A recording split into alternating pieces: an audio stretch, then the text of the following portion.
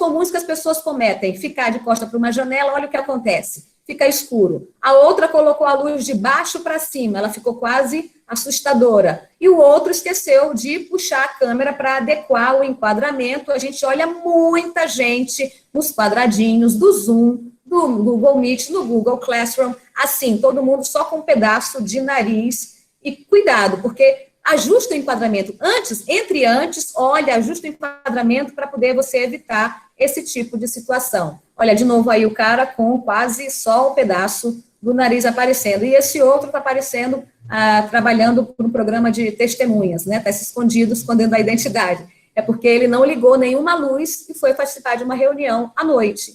E aí ficou assim na plataforma, no Google Meet. E esse outro aqui, ele colocou a luz de cima para baixo. Você vê que fica com uma perspectiva escura. E o outro ficou de um lado de uma janela e esqueceu de colocar um rebatedor. O rebatedor, a gente pode usar uma folha de isopor, tranquilo, ou então até mesmo papel A4, que eu falei para vocês. Peguem um livro grosso, botem um pregador e botem um papel A4, deixem o livro em pé, fazendo um V, onde você está, e você consegue uma iluminação quase profissional em casa.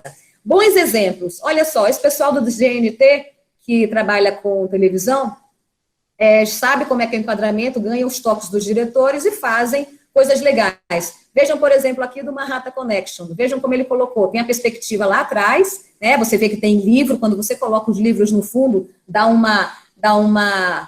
passa uma noção de credibilidade, inteligência. A Pitty, por exemplo, usou um violão aqui, mas vejam que todo o enquadramento está adequado, tem um espaçozinho do teto, proporcional ao espaço que tem aqui. Quanto mais você fecha o enquadramento, quanto mais você traz o rosto mais para perto, menos teto você deve usar. Mas quanto mais você afasta, você deixa um pouquinho. O ideal são 2, 3 dedos de teto na imagem que você vê. Olha essa outra do GNT aqui. Tem livro, tem aqui uma luminária. Essa que eu falei para você usar como seu iluminador, com um papel vegetal em cima, segurando com um pregador.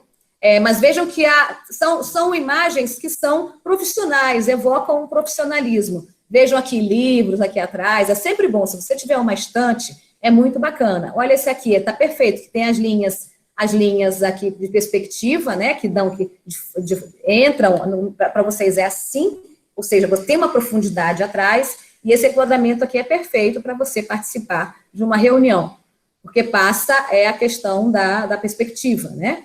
Então, a gente testa antes o som, vai no menu configurações, testa a câmera, vê o brightness, vê a saturação, se você não tiver luz, e testa o microfone, testa as ferramentas, os slides, os PowerPoints, o vídeo, e aí veja a câmera, primeiro limpe a lente, às vezes uma limpadinha na lente já dá um outro up para a sua imagem na câmera, ajustando o enquadramento. E no computador, o que você faz? Ajuste a inclinação da tela.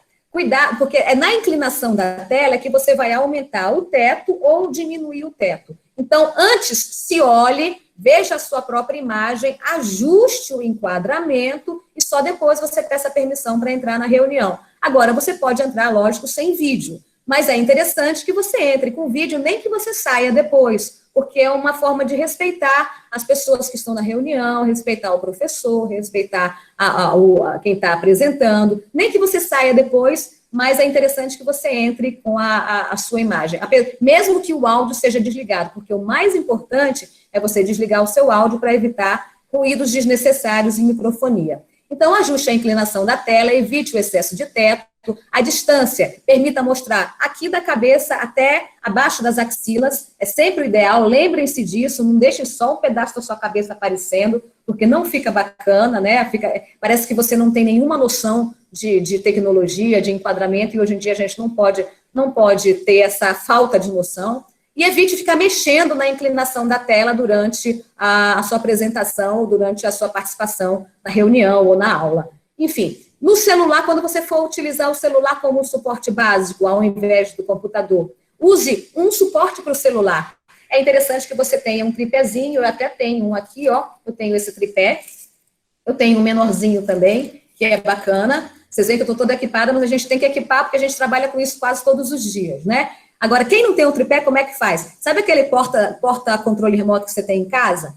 Pega aquele porta-controle, bota em cima da mesa e coloca o celular lá, segura, ou então bota 3 ou 4 livros grandões, um em cima do outro, para ficar na altura do seu nariz o celular. Aí você fica maravilhoso na tela, está no enquadramento perfeito e está com o seu porta-celular servindo de suporte para o seu porta-celular, seu porta-controle remoto servindo de suporte para o seu celular. Eu estou dando dicas domésticas para não dizer que eu estou, você vai ter que gastar isso, aquilo, não tem dinheiro, mas você pode dar um jeito de adequar. Lembre-se que essas situações que eu estou passando são situações ideais, mas como eu falei, se você tiver um mínimo de noção, você pode adequar alguma coisa para tentar fazer o máximo com o mínimo, né?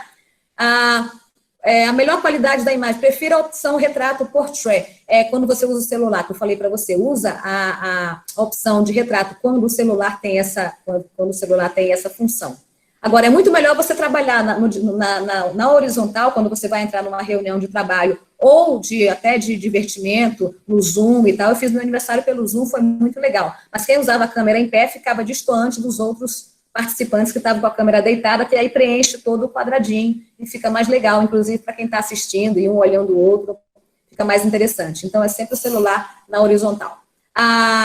Então, se você for apresentar, é muito melhor, é claro, você usar o computador, porque tem essas ferramentas mais fáceis de você acessar do que no celular.